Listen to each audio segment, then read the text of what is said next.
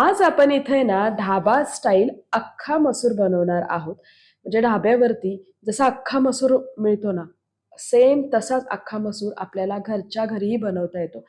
कारण की आहे ना, ढाब्यावर खूप काही साहित्य वापरलं जात नाही. अगदी कमी साहित्यामध्ये आहे ना, परफेक्ट असा अख्खा मसूर बनवला जातो. आज आपण सुद्धा हा अख्खा मसूर बनवणार आहोत. पण हा जो आपण अख्खा मसूर बनवणार आहोत ना, हा इस्लामपूरचा अख्खा मसूर आहे. जो की चवीला आहे ना अप्रतिम लागतो. आणि हा अख्खा मसूर तुम्ही नुसतं रोटी, नान, चपाती, भाकरी कशाबरोबरही खाऊ शकता. इतका हा चविष्ट बनतो. त्यामुळे महाराष्ट्राची ही फेमस जी डिश आहे, अख्खा मसूर, ती कशी बनवायची ते आपण पाहणार आहोत. पण त्याआधी जर तुम्ही माझ्या चॅनलला सबस्क्राईब केलं नसेल, तर प्लीज सबस्क्राईब करा आणि बेल आयकॉनलाही क्लिक करा. नमस्कार, कृष्णाज रेसिपी मराठीमध्ये तुम्हा सर्वांचं मनःपूर्वक स्वागत आहे आणि आज आपण महाराष्ट्राची फेमस डिश म्हणजे अख्खा मसूर कसा बनवायचा ते पाहूया. अख्खा मसूर बनवण्यासाठी ना मी इथे साधारणतः 1 वाटी मसूर घेतले होते आणि हे मसूर आहे ना मी रात्रभर पाण्यात छान भिजत ठेवले होते. बरं, आता हा जो मसूर आहे ना हा बेळगावी मसूर आहे, जो चवीला आहे ना अप्रतिम लागतो. तुम्हाला जर मिळाला तर त्याचाच अख्खा मसूर बनवा. कारण आपण कराड, सांगली त्या साईडला जर अख्खा मसूर खात असला तर तिथे हा अख्खा मसूर वापरला जातो.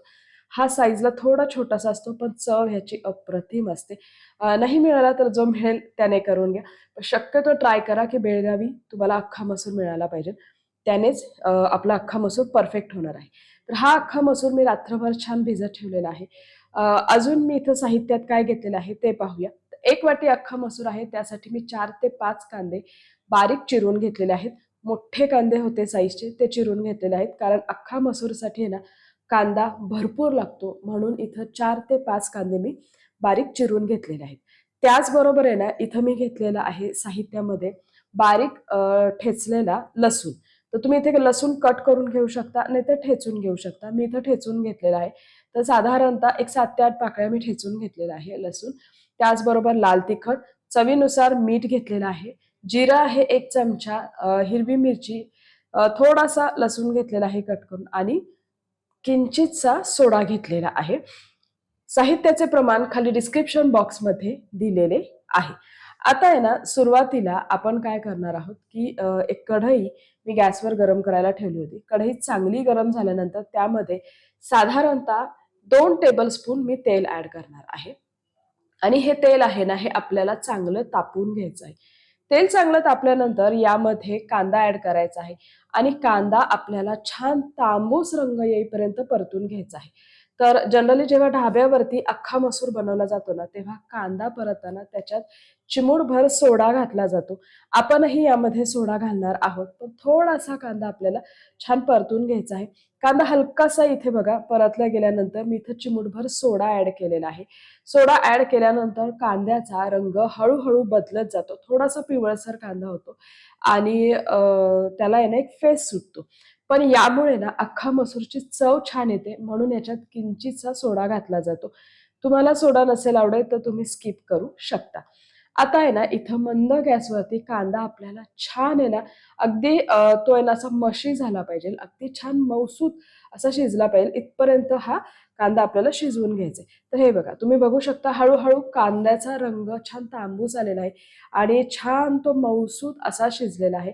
अजून एक 4 ते 5 मिनिट आपण हा कांदा असा शिजवून घेणार आहोत आणि तुम्ही बघितलं असेल तर हळू याला आहे ना फेस सुटतं आणि जसं हा कांदा परतत येतो ना, तसं ह्याला आहे ना एक तेल सुटायला सुरुवात होते आणि जनरली अख्खा मसूरला तेल जास्तच असतं. त्यामुळे तेलाचं प्रमाण हे थोडंसं जास्त घ्या. आणि हे बघा, इथे बघा एक 5 ते 10 मिनिटाने तुम्ही बघू शकता कांदा छान ब्राऊन झालेला आहे. छान तो आहे ना इथे मऊसूत असा झालेला आहे. अगदी त्या कांद्याचा आहे ना गाळ झाला पाहिजे इतपत कांदा हा आपल्याला पचवून घ्यायचा आहे. आता कांदा आहे ना इथं छान शिजल्यानंतर मी यात ॲड करणार आहे हिरवी मिरची. हिरवी मिरची अगदी बारीक कट करून घेतलेली आहे. त्याचबरोबर हा ठेचलेला लसूण. तर अख्खा मसूर बनवताना आहे ना एक बेस बनवला जातो आणि त्यानंतर आहे ना त्याला विविध प्रकार बनवले जातात अख्खा मसूरचे. तर आपण सुरुवातीला हा बेसच बनवून घेणार आहोत. तर या बेसमध्ये जनरली थोडासा लसूण, हिरवी मिरची आणि लाल तिखट टाकलं जातं. बस बाकी कोणताही मसाला इथे वापरला जात नाही. एवढ्या कमी साहित्यामध्ये ना मस्त चविष्ट असा अख्खा मसूर बनवला जातो. आता लाल तिखट टाकल्यानंतर आहे ना 2-3 मिनिटं मी हे सगळं छान परतून घेणार आहे. लसूण जो आपण ॲड केला होता ना, तोही हलकासा इथे ब्राऊन झाला पाहिजे. तर हे बघा, लाल तिखट टाकल्यानंतर तुम्ही पाहू शकता, हळू-हळू कांदा अजून छान शिजला गेलेला आहे. छान तो मऊसूत झालेला आहे.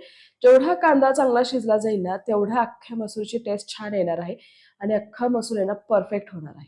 तर इथे आता हा कांदा छान परतला गेलेला आहे. आता यामध्ये ना जे मसूर मी भिजवून घेतले होते ना, त्याचं सगळं पाणी काढून घेतलं होतं आणि ते मसूर ॲड केलेले आहे आणि सगळ्यात शेवटी जिरं ॲड केलेलं आहे.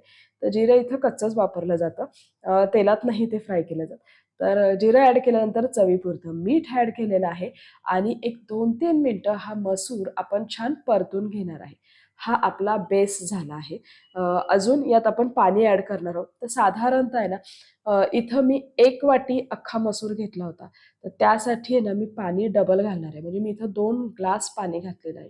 तर तुमच्या घरातील जी वाटी असेल ना त्याने प्रमाण घ्या आणि ग्लासचं पाणी. कारण आहे ना आपल्याला हा जो मसूर आहे ना, हा छान शिजवून घ्यायचा आहे.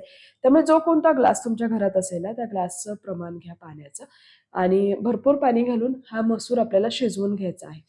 तर इथे बघा, इथे मसूर छान परतून घेतलेला आहे. आता यामध्ये ना, मी साधारणतः 2 ग्लास गरम पाणी घालणार आहे. तर सुरुवातीला तुम्हाला हा जो मसूर आहे ना, हा जरासा पातळ वाटेल. पण काही हरकत नाही. जसा-जसा हा अख्खा मसूर शिजत येईल ना, तसा-तसा छान तो दाटसर होणार आहे. त्यामुळे ना पाणी ॲड केल्यानंतर आहे ना, हे बघा सगळं छान एकदा मिक्स करून घेतलेलं आहे. या स्टेजला तुम्ही यातलं मीठ चेक करा. जर मिठाचं प्रमाण तुम्हाला अजून जास्त म्हणजे थोडंसं मीठ लागत असेल चवीला, तर नक्की ॲड करा. पण ते आपल्याला या स्टेजला ॲड करायचं आहे. आता आहे ना, अगदी मंद गॅसवरती आपल्याला हा अख्खा मसूर असा शिजवून घ्यायचा आहे. तर सुरुवातीला आपण काय करणार आहोत, की गॅसची फ्लेम हाय ठेवणार आहोत आणि हाय फ्लेमवर आहे ना, एक याला छान उकळी येऊन देणार आहोत. मस्त दणदणीत अशी उकळी आली पाहिजे. तर हे बघा, इथे याला छान उकळी आलेली आहे. पुन्हा एकदा चमच्याने मी सगळं हलवून घेणार आहे, चांगलं मिक्स करून घेणार आहे आणि त्यानंतर आहे ना, गॅसची फ्लेम अगदी मंद करून हा अख्खा मसूर आपल्याला शिजत ठेवायचा आहे. तर त्यासाठी इथं मी झाकून ठेवून देणार आहे आणि मस्तपैकी ना मंद गॅसवर हा मसूर शिजत ठेवणार आहे. तर एक 15 मिनिटांनी हे बघा मस्त असं आहे ना हा मसूर छान शिजलेला आहे. अजून इथे थोडासा रस्सा मला वाटत आहे. त्यामुळे मी अजून थोडं हे आटवून घेणार आहे. कारण हे ना दाटसरच छान लागतं. एक ग्रेव्ही टाइप अख्खा मसूर मस्त लागतो. तर हे बघा हळू आहे ना हे छान पाणी यातलं सगळं आटतं. मसूरही छान शिजला जातो. तर हे बघा तुम्ही बघू शकता मस्त असं इथं मसूरही छान शिजला गेलेला आहे. आता याला आपण एक तडका बनवूया.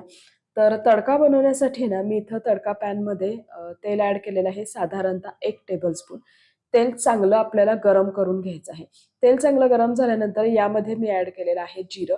जिरं चांगलं तडतडल्यानंतर 10 ते 15 मी लसणाच्या पाकळ्या ॲड केल्या. तर लसणाच्या पाकळ्या मी अख्ख्याच याच्यात टाकलेल्या आहेत.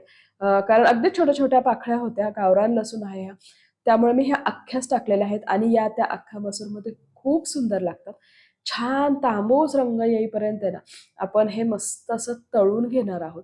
तर हे बघा हळू तुम्ही बघू शकता छान ह्याला लसणाला तांबूस रंग आलेला आहे. हा असा तळलेला लसूण आहे ना, हा खूप छान लागतो अख्खा मसूरमध्ये. त्याचबरोबर लाल तिखट टाकलेलं आहे पुन्हा एकदा आणि आता हा तडका आहे ना, मी अख्खा मसूरवर टाकलेला आहे. हे बघा मस्त असा आपला हा अख्खा मसूर रेडी झालेला आहे. छान दाटसर झालेला आहे. तुम्ही बघू शकता. वरून थोडीशी मी कोथिंबीरही ॲड केलेली होती. मस्त असा आपला हा ढाबा स्टाईल अख्खा मसूर खाण्यासाठी रेडी झालेला आहे. तो मी आता सर्व्ह करून घेणार आहे. येस. तर हा इस्लामपूरचा ढाबा स्टाईल अख्खा मसूर खाण्यासाठी रेडी झालेला आहे, जो की महाराष्ट्रामध्ये अतिशय फेमस आहे. अ, नाव ऐकलं तर असं वाटतं खूप काही साहित्य लागतं, पण अगदी कमी साहित्यामध्ये परफेक्ट असा अख्खा मसूर आपण बनवू शकतो. त्यामुळे ना तुम्हाला माझी ही रेसिपी कशी वाटली, ही मला कमेंट बॉक्समध्ये कळवायला अजिबात विसरू नका. माझ्या चॅनलला लाईक करा, शेअर करा आणि परत एकदा आहे ना अशाच वेगवेगळ्या रेसिपीसाठी आपण पुन्हा भेटूया. तोपर्यंत खात राहा, आनंदी राहा आणि सेफ राहा. धन्यवाद.